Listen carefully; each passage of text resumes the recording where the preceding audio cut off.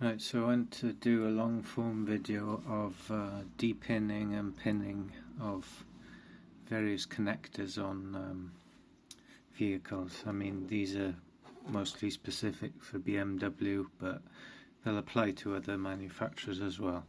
So the types I've got is this type first of all. Typically this type is for a Garrett's turbo actuator. It's got two tabs on the sides. Not sure exactly what this one is for. I looked it up as Mercedes fuel pump. I bought it in error, but as you can see it's already pinned. This is one I pinned myself. This is an injector connector for BMW, Mercedes. Any injector with a part number 0445 110, yeah, 0445 110, and then three numbers after it. This is what this connector's for. That fits Mercedes, BMW, Volvo, Ford, whatsoever. This is a different one, but they do look similar. This is a 3-pin version, and this is for a 4-bar map sensor. Now, first thing I want to note is this is pinned like it would be on a vehicle, and it's slightly different to how I pin them, and there's reasoning for that. Now, they're probably made with machines and stuff, and that's why they make them that way, and that's why it's difficult for me to reproduce. I'll explain why shortly. So, if you're depinning a connector like this, you need to first remove this outer piece, and we'll do that live. There's a tab in the middle here, and it's supposed to be lifted up and then pushed forward, but it doesn't like doing that. What I find is if I put a screwdriver in here, pop that forward in that little hole, now see how it's moved forward a little bit. Do the same on the other side, pop that, and there you go, it's popped out. This is so that you can get your tool in for the pins. Now, normally you'd, if you look here, let me show you one with pins in. Give me a sec. So, it's hard to see here, but there's pins in there, but if you notice there's little like cutouts. Let me point to it with something, one of these. Now you'd expect you put two in there, one in the top, one in the bottom, like so, push it in, but it doesn't always work like that. What I find is better is to do them singly, and let me get the right one. I use this one, and basically, see these pins here on this thing. It's going to be hard to show. See how there's a little nub sticking out on that side, and there's one on the other side, and if you look very carefully, there's like one that sticks straight up there, small one. That's kind of like a stopper.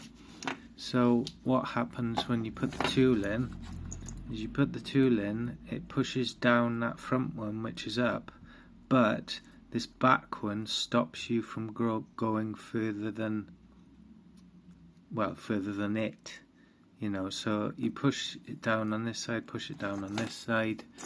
Like I said, you'd expect one like this to work, but I find doing them singly is better. And then obviously if you're repinning, you'll have to pull them tabs up very carefully.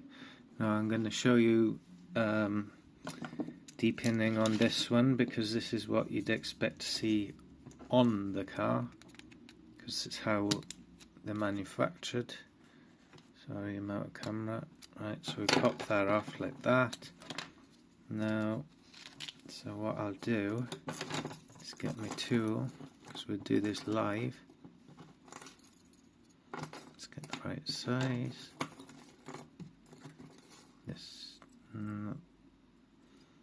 it's here somewhere.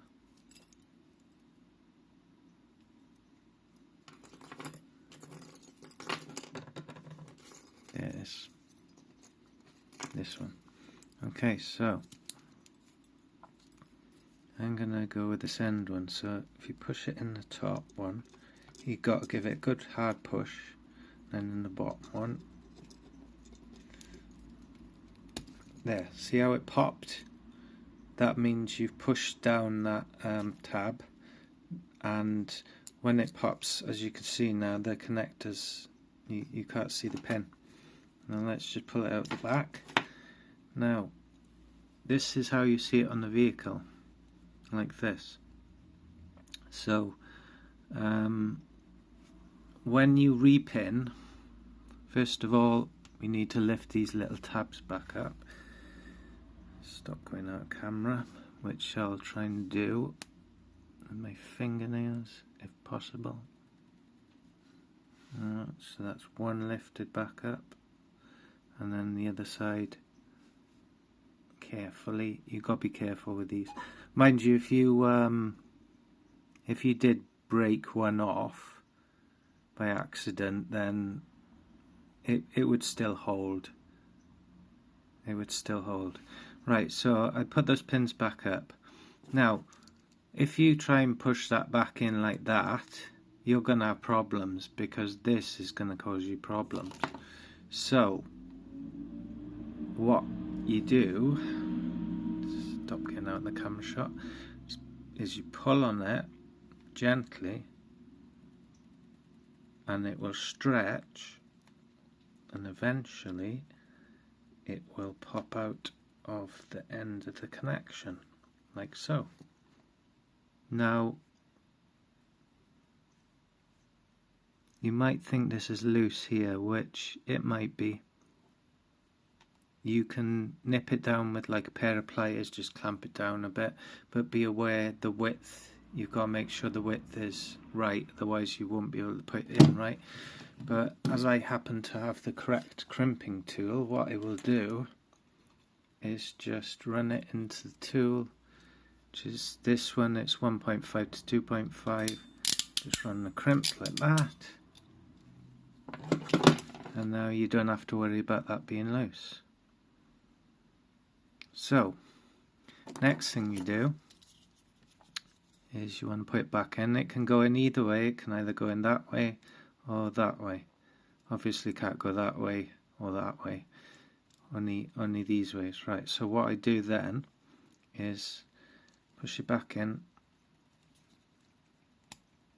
and sometimes your wire might start bending like that, you know, as you're trying to push it in, which can be a bit of a pain. But as we can see, the pin is in there, and I'm pulling and pushing just to make sure it's latched properly, and it is.